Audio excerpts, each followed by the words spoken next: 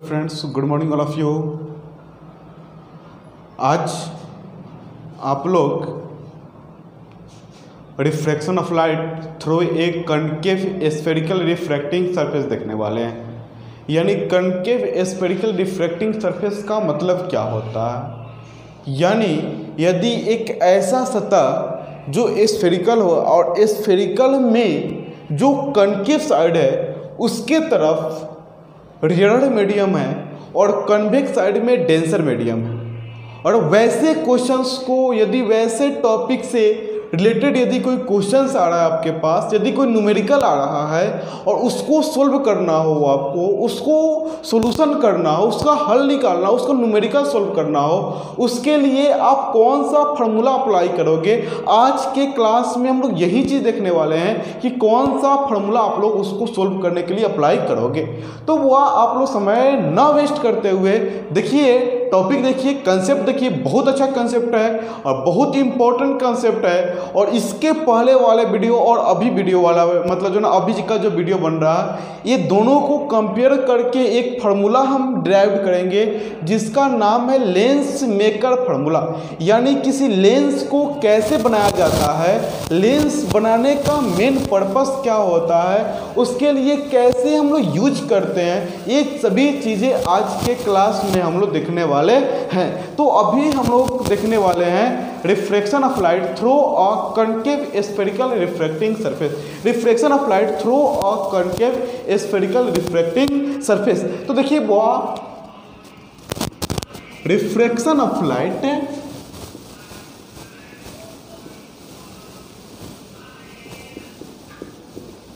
Refraction of light refract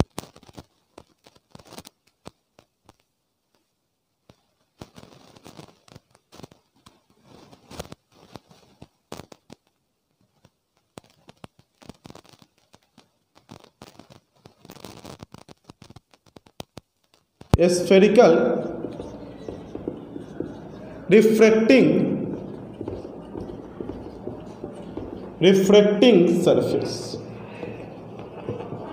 refracting surface यानी वह प्रकाश का अपवर्तन अवतल गोलीय अपवर्तक सतह से, यानी अवतल गोलीय अपवर्तक सतह से प्रकाश का अपवर्तन कैसे होगा। तो इसके लिए सबसे पहले एक अवतल अपवर्तक सतह बनाना होगा। यानी अवतल गोलीय अपवर्तक सतह बोले या अवतल अपवर्तक सतह बोले, तो वो एक बनाना होगा आपको। तो हम लोग चलिए देखिए वो बनाते हैं हम इसको। यानी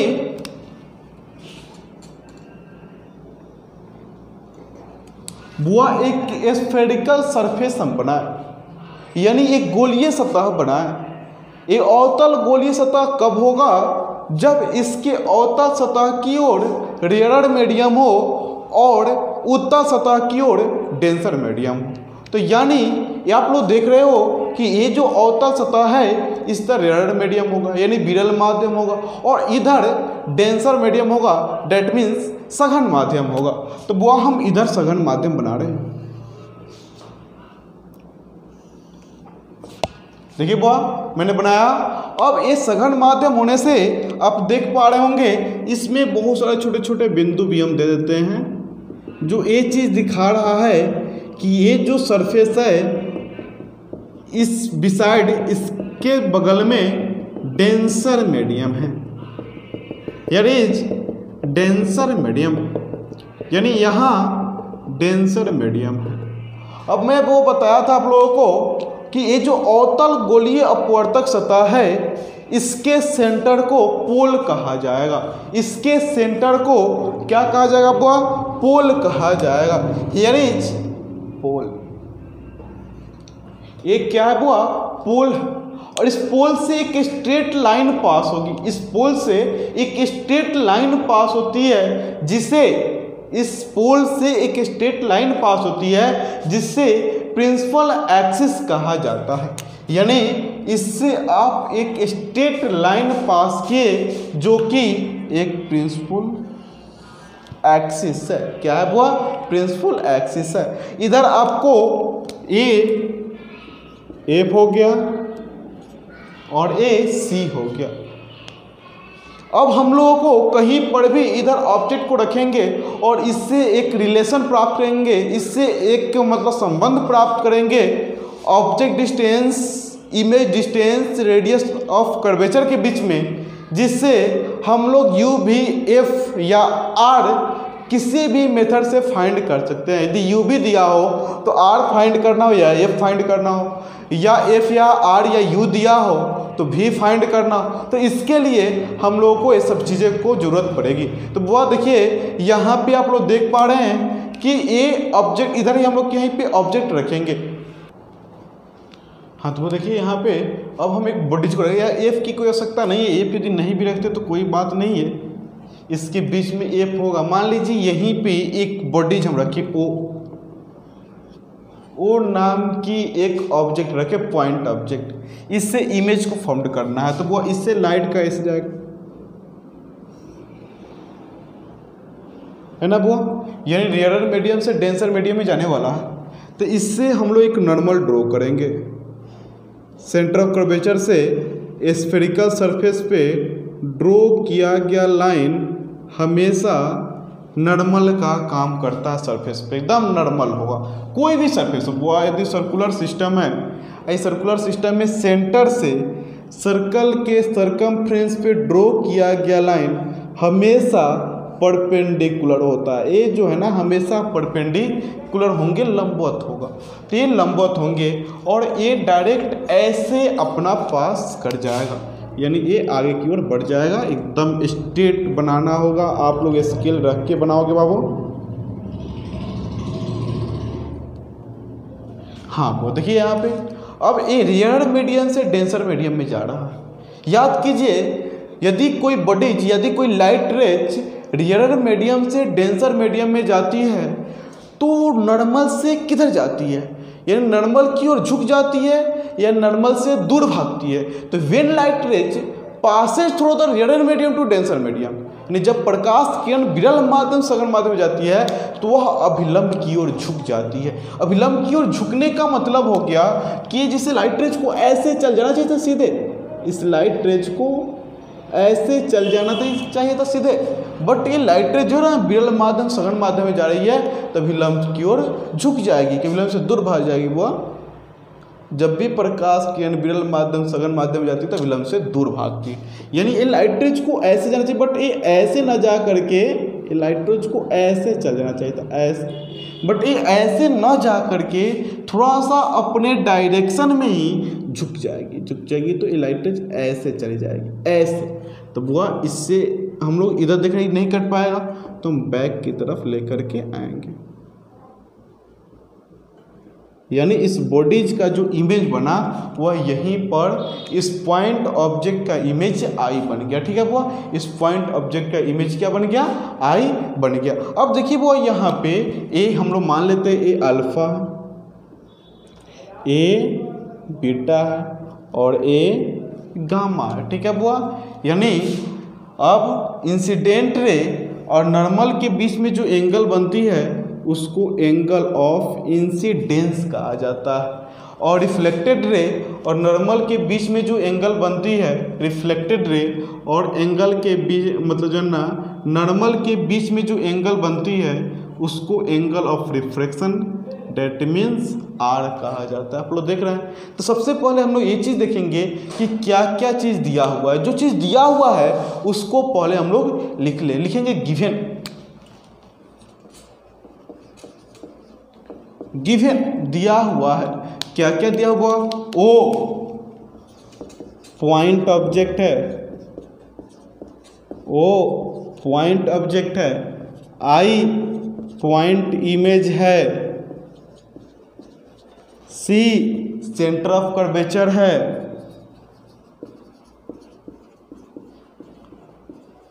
सेंटर ऑफ कर्वेचर है, अल्फा बीटा गामा ये सब एंगल है, आई एंगल ऑफ इंसिडेंस है,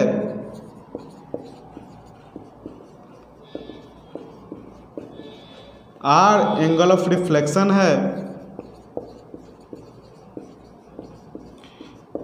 आई एंगल ऑफ इंसिडेंस है, आर एंगल ऑफ रिफ्लेक्शन है, आई पी आई पी, देखिए वो यहाँ से यहाँ तक का इमेज डिस्टेंस है, ओ पी यहाँ से यहाँ तक का ऑब्जेक्ट डिस्टेंस है। अब हम आपको बताएंगे पॉजिटिव है कि निगेटिव है, बट पहले भी हम लोग देख ले। यानी वो आई पी ये आपका इमेज डिस्टेंस है, इमेज डिस्टेंस है। ओपी ओपी ऑब्जेक्ट डिस्टेंस है, DSTNCE ऑब्जेक्ट डिस्टेंस है। CP रेडियस ऑफ कर्वेचर है, रेडियस ऑफ कर्वेचर है। अब हम लोग कैसे एंगल फॉर्म करेंगे, इसको कैसे सोल्व करेंगे, अभी की क्लास में हम लोग ये चीज़ देखेंगे, इसको हम लोग कैसे सोल्व करेंगे। ठीक है बुआ, तो हम लोग पहले इसको आप लोग कवर कीजिए, फिर हम लोग आगे बात करते हैं। पहले कवर करेंगे वो सभी कोई। हाँ तो वो देखिए यहाँ पे अब angle AOB, angle AOB, angle AOB is equal to alpha है। Angle AOB is equal to alpha. Let angle AOB is equal to alpha. मान लीजिए angle AOB is equal to alpha. Angle AIP, angle AOP sorry, angle AOP b नहीं sorry, angle AOP is equal to alpha. Angle AIP is equal to beta है। Angle ACP is equal to gamma है। ठीक है बुआ, तो ये चीज मान करके हम चल रहे हैं कि ये वाला एंगल अल्फा है, ये वाला एंगल बीटा है और ये वाला एंगल गामा है। बहुत इंपॉर्टेंट टॉपिक है बुआ, इस चीज को समझने की जरूरत है आप लोगों को। अब देखिए यहाँ पे हम एक एक करके सिस्टम में चल रहे हैं। वह हम यहाँ पे देख रहे हैं, सबसे पहले तो यहाँ पे फॉर स्मॉल अपर्चर छोटे द्वारा के लिए एक परपेंडिकुलर ड्रॉ कर देते हैं, यानी एन और पी जो है ना वो लगभग बराबर ही हैं। एन और पी एक दूसरे के कोइंसाइड्स है। डेट मीन्स देखने में भले ही लग रहा है कि इसके बीच के डिस्टेंस कुछ ना कुछ है, आपको लग रहा है, बट रियल में देखा जाए, साइंटिस्ट के आधार पर देखा जाए, अकॉर्डिंग टू साइंटिस्ट देखा जाए तो वो लोग बताया हुआ था, साइंटिस्ट लोग, फिजिकिस्ट लोग, भौतिक शास्त्री लोग बताया हुआ था कि इसके बीच में जो है ना वो नाक के बराबर, लिमिट 0 के बराबर डिस्टेंस होते हैं। लिमिट 0 के बराबर डिस्टेंस होते हैं। दैट मीन्स एन और पी एक दूसरे के कोइंसाइड्स होता है। कोइंसाइड्स कहने का सेंस हो जाता है कि दोनों एक दूसरे पर लाइज कर रहा है, दोनों एक दूसरे पर स्थिर है। ठीक है बुआ, तो अब हम लोग एक एक करके ट्रायंगल के नियम से चल रहे हैं और आगे की ओर बढ़ रहे हैं। तो बुआ यहाँ पे आप देख रहे हैं कि हम चल सकते हैं इन ट्रायंगल ACI में चलेंगे। तो बुआ ई वाला एंगल प्लस ई वाला angle is equal to e वाला एंगल हो जाएगा ना बुआ, यानी I plus gamma is equal to beta. क्योंकि हम लोग जानते हैं बुआ किसी भी ट्रायंगल के कोई दो इंटीरियर एंगल का सम एक अपोजिट एक्सटीरियर एंगल के इक्वल होता है। किसी भी ट्रायंगल के दो इंटीरियर एंगल का सम एक अपोजिट एक्सटीरियर एंगल के इक्वल होता है। So I say in triangle ACI where angle R plus angle gamma is equal to angle beta, यानी R plus gamma is equal to beta. R plus gamma is equal to beta. यहाँ पे R है वो देखिए, ये आपका reflected ray है, ये नॉर्मल है। रिफ्लेक्टेड रे और नॉर्मल के बीच में जो एंगल्स इंक्लाइंड होती है उसको एंगल ऑफ रिफ्लेक्शन कहा जाता है। डेट मीन्स उसको R से रिप्रेजेंट, यानी एंगल R से रिप्रेजेंट किया जाता है। तो वो हम लिखेंगे इन ट्रायंगल ACI, इन ट्रायंगल ACI। चलिए वो अब मैथमेटिकल कैलकुलेशन कर रहे हैं, इसलिए आप सभी से रिक्वेस्ट है कि एकदम माइंड कंसंट्रेट करके आप वीडियो को देखना चालू कर देंगे। इन ट्रायंगल ACI ट्रायंगल में तो gamma plus R is equal to beta. Gamma plus R is equal to beta, यानी gamma plus R is equal to beta, यानी R is equal to beta minus gamma, यानी R is equal to beta minus gamma, R is equal to beta minus gamma. Okay बुआ, यानी R is equal to beta minus gamma, R is equal to beta minus gamma. अब हम लोग क्या करेंगे बुआ, beta और गामा एकदम छोटे कोण के लिए बीटा जो हो जाएगा बुआ अप्रोक्स 10 बीटा के बराबर हो जाएगा, और गामा जो जाएंगे वो अप्रोक्स 10 गामा के बराबर हो जाएगा। क्योंकि एंगल यदि छोटा होता है ना, वो एंगल छोटा होगा, डेट मीन्स एकदम जब एंगल इक्वल होगा ना तो वो ए और ए लगभग बराबर हो जाते हैं, ए लगभग बराबर हो जाता, यानी इसका मतलब जो है वह लंब और आधार लगभग बराबर हो जाते हैं। सो tan बीटा भी इक्वल हो जाएंगे, tan बीटा भी इक्वल हो जाएंगे वो। तो यानी फॉर स्मॉल एंगल, छोटे कोण के लिए,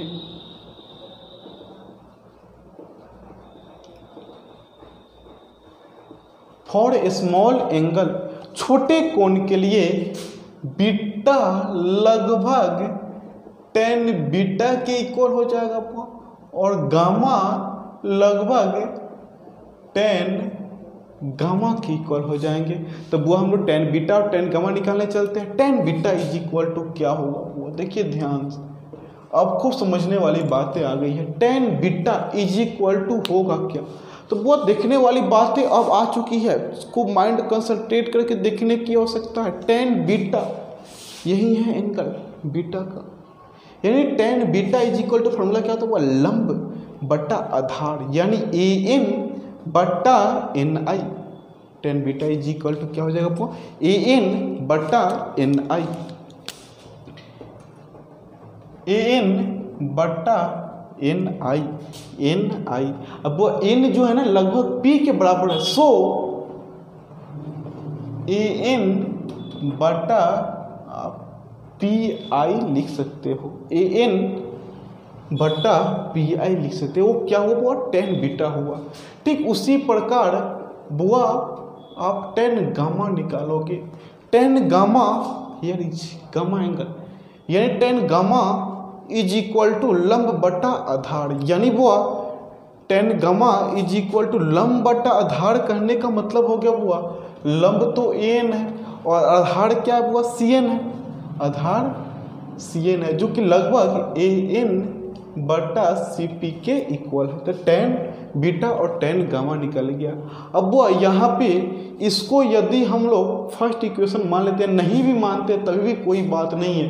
देखिए वो यानी gamma r is equal to 10 beta minus 10 gamma आ गया था, यानी r is equal to 10 beta कहने का मतलब क्या हो गया बुआ an बटा PI, an बटा PI, और 10 बीटा कहने का 10 गामा कहने का मतलब हो गया बुआ an बटा CP। This is first equation, ये बुआ फर्स्ट इक्वेशन हो गया। ठीक है बुआ, ये आपका फर्स्ट इक्वेशन हो गया, यानी इसको माइंड में सेट कर लेंगे, ये इक्वेशन फर्स्ट है, यार इक्वेशन फर्स्ट, यहाँ इक्वेशन फर्स्ट का काम कर रहा है।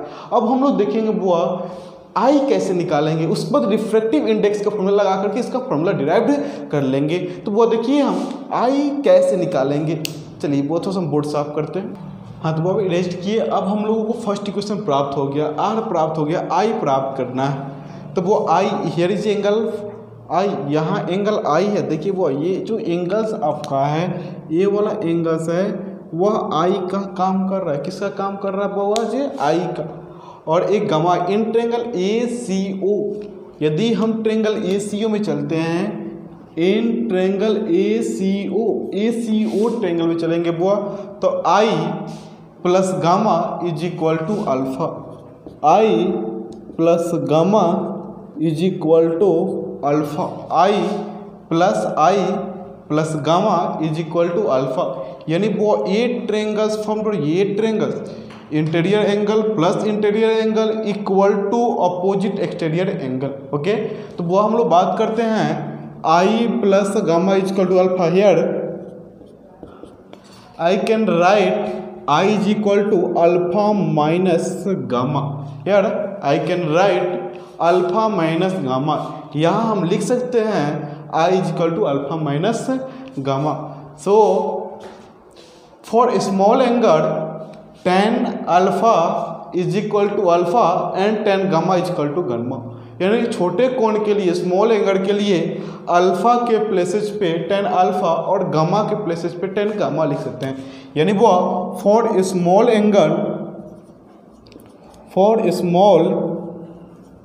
एंगल यानी छोटे कोण के लिए tan I is equal to tan alpha minus tan gamma, tan alpha minus tan gamma. यानी वो tan अल्फा कहने का सेंस क्या है वो आप देख सकते हो। tan अल्फा तो नहीं निकालना हम लोग। tan alpha is equal to वो क्या हो जाएगा, tan alpha is equal to an बटा no होगा, वो लंब बटा दान an बटा no, जो लगभग an बटा np के इक्वल होगा। क्योंकि no कहने का सेंस हो गया, no कहने का सेंस हो गया कि क्या हुआ, no ये वाला n और p लगभग एक दूसरे के बराबर है, यानी कोइंसाइड्स है। तो डेट मीन्स यहाँ पे हो जाएगा वो OP an बटा OP। tan alpha is equal to, यदि हम लोग बात करें वो tan गामा का, तो tan गामा का वैल्यू निकाल के हम लोग रखे हुए हैं an बटा CP,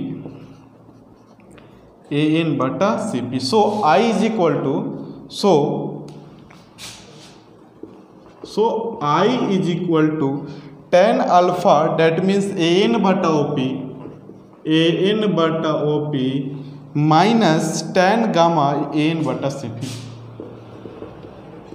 an बटा CP। This is second equation. वो here R is equal to give, I is equal to give. तो यानी वो हम लोग को I और R रिसीव हो गया, I और R प्राप्त हो गया। अब इससे आगे हम लोग ये चीज़ देखेंगे बुआ कि इससे चल करके हम लोग U भी F का रिलेशन कैसे अप्लाई करेंगे, यानी वहाँ पे हम कैसे जाएंगे, ये चीज़ को हम आप लोगों के सामने भी प्रेजेंट करेंगे। देखिए वो ध्यान से देखने वाली बात है। सबसे पहले इस बोर्ड को साफ किया जाए, दो इक्वेशन छोड़ करके सबको हम साफ कर देते हैं, ठीक है वो।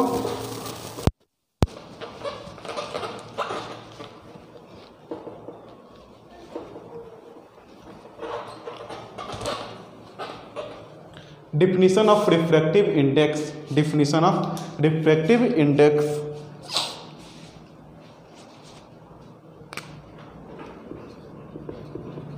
definition of refractive index यानी वो रिफ्रैक्टिव इंडेक्स के डिफिनीशन से म्यू इज इक्वल टू म्यू2 बाई म्यू1, और एक और फॉर्मूला होता है वो mu is equal to sine I बटा sine R। Then both are compare, here LHS is equal then RHS भी इक्वल। यदि दोनों को हम लोग कंपेयर करते हैं तो LHS इक्वल है तो RHS भी इक्वल हो जाएगी। तो वो RHS इक्वल करेंगे तो हो जाएगा म्यू2 बाई म्यू1 is equal to sine I बटा साइन R। म्यू2 बाई म्यू1 is equal to sine I बटा साइन R। अब वह इस दोनों को मल्टीप्लाइड करेंगे आप तो म्यू2 इंटू साइन R बराबर म्यू1 इंटू साइन I, म्यू2 इंटू साइन R बराबर म्यू1 इंटू साइन I। यहाँ पे बुआ I और R अल्फा बीटा गामा छोटा होगा, इसका मतलब I और R भी छोटा होगा। तो I और R छोटा हुआ तो I जो है ना वो साइन I के बराबर होगा बुआ, और R जो है वो साइन R के बराबर होगा। तो यानी साइन I के जगह पे I लिख सकते हो और साइन R के जगह पे R रख सकते हो। तो यानी बुआ म्यू2 into R is equal to म्यू1 इंटू I। चलिए वो म्यू2 इंटू R, दैट मीन्स म्यू2 इंटू R an बटा PI माइनस an बटा CP इज इक्वल टू म्यू1 इंटू I। कहने का सेंस क्या हो गया बुआ, आई कहने का सेंस हो गया ए एन बटा O P minus A N बटा सी पी। ठीक है बुआ, ए एन बटा सी पी। अब बुआ यदि हम लोग कंपेयर करते हैं दोनों तरफ, तो ए एन इसमें से भी कौन निकल जाएगा, ए एन उसमें से भी कौन निकल जाएगा, कट जाएगा। तो कट जाएगा तो बचेगा क्या बुआ, तो म्यू टू इंटू 1/pi माइनस 1/cp इज इक्वल टू, इसको साफ कर दे बुआ, पोस्ट करके कवर कर लीजिए, साफ कर देते हैं।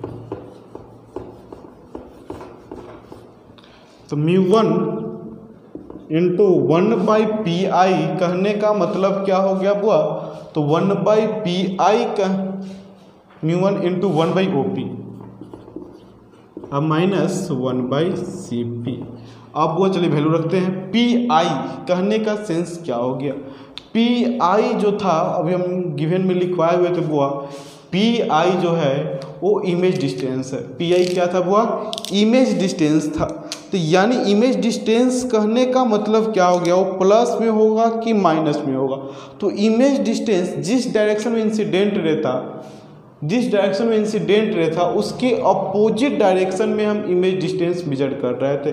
जिस डायरेक्शन में आपका क्या था बुआ, ऑब्जेक्ट डिस्टेंस था, उसके मतलब इंसिडेंट रहता उसके अपोजिट डायरेक्शन में हम लोग क्या कर रहे थे, मतलब जो ना इमेज डिस्टेंस को मेजर कर रहे थे। तो जो अपोजिट डायरेक्शन होगा उसके लिए क्या रूल अप्लाई करते हैं, देखिए। तो वो जो अपोजिट है उसके लिए हम लोग क्या अप्लाई करते हैं, तो वो आप लोगों को बताया गया है कि इंसिडेंट रे के अपोजिट डायरेक्शन में जो एंगल्स मतलब जो ना डायरेक्शन हम लोग मेजर करेंगे वो सब के सब निगेटिव होगा, सब के सब क्या होगा बुआ, निगेटिव होगा। तो यहाँ पर भी आप देख रहे हो कि ये जो पी है, यह P minus P, object distance जो है ओ पी, वो भी अपोजिट डायरेक्शन इंसिडेंट रे के अपोजिट डायरेक्शन में है, तो वो O P is equal to minus भी, यानी सी पी जो रेडियस ऑफ कर्वेचर था वो भी अपोजिट डायरेक्शन में माइनस आर। देखिए वो म्यू टू इंटू 1 माइनस भी minus 1 minus R is equal to μ1 into 1 minus O P है ना वो माइनस यू और माइनस 1/cp माइनस। ठीक है बुआ, यहाँ तक कोई डाउट नहीं है 1% भी, है ना बुआ। चलिए अब देखिए तब बुआ यहाँ पे μ2 minus μ2/v plus μ2/r is equal to minus μ1/u plus μ1/r, है ना बुआ। यहाँ तो कोई डाउट नहीं है। अब बुआ देखिए इसको इधर बुला लेते हैं, इसको इधर भेज देते हैं, तो क्या हो जाएगा बुआ, μ2/r minus μ1/r is equal to minus μ1/u plus μ2/v, यानी μ2/v minus μ1/u is equal to μ2 minus μ1/r।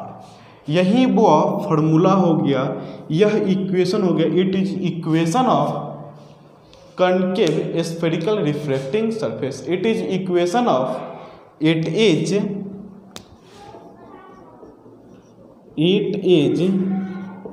Equation of concave spherical refracting surface. It is equation of concave spherical refracting surface. वह इस equation में अब हम लोग देखते हैं थोड़ा सा कुछ और टॉपिक है, बहुत कम टॉपिक है और है, यानी वह यदि हम दोनों तरफ इसमें μ2 से μ1 से भाग कर दे तो क्या रिजल्ट बनेगा, दोनों तरफ μ1 से भाग कर दे तो क्या रिजल्ट बनेगा। देखिए वो यानी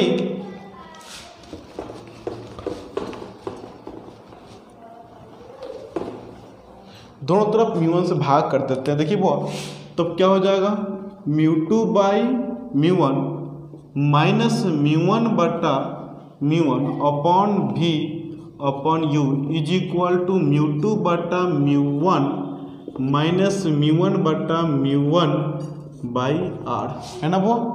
अब यानी mu two by mu one करने का मतलब म्यू बाई भी माइनस वन बटा U is equal to mu